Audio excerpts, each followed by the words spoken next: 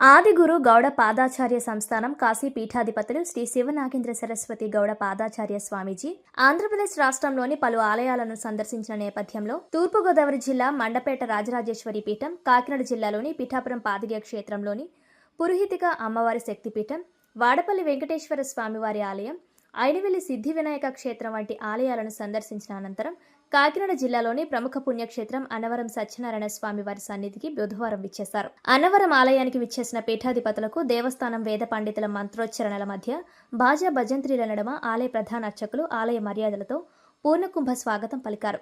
స్వామి అమ్మవార్లకు ప్రత్యేక పూజలు నిర్వహించిన అనంతరం స్వామీజీ మీడియాతో మాట్లాడారు. నారాయణ నారాయణ నారాయణ. కలియుగ రక్షకుడు నారాయణుడు పరమేశ్వరుడు అనేక విభిన్న రూపాలు అవతరించి ధర్మరక్షణ కోసం అనేక అవతారాలు దాచాడు. పరమేశ్వరుడు గోరక్షకుడు నారాయణుడు స్వయముగా వేద రక్షణ చేయడానికి, మనకి ఆగ్నేయంలో గణపతి, మనకు సూర్యభగవానుడు, బాలా త్రిపుర సుందరి అమ్మవారు, ఇంకా విశేషంగా ఈశ్వరుడు మరియు సత్యనారాయణ స్వామి మధ్యలో విష్ణు పంచాయతనంగా ఇక్కడ స్వామివారు ఉన్నారు. కాబట్టి ఈ క్షేత్రాన్ని దర్శించడం వల్ల మనోభీష్టాలు సిద్ధిస్తాయి.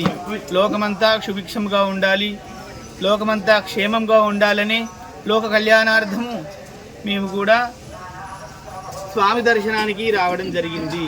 మాకు మహదా ఆనందదాయకమైంది. సత్యదేవుని ప్రభావం వల్ల అందరూ సత్యాన్ని పలికి, సత్యం వధా ధర్మం చర అని వేదంలో చెప్పినట్టుగా మనం సత్యాన్ని పలికి ధర్మంగా జీవించి లోకమంతా ధర్మ మార్గంలో నడవాలి అంటే నారాయణ పాదాలు ఈశ్వర అర్చన చేసి తీరాలి. దానివల్ల మనం ధరించగలుగుతాం. లోకా సమస్త సుఖినో భవంతు.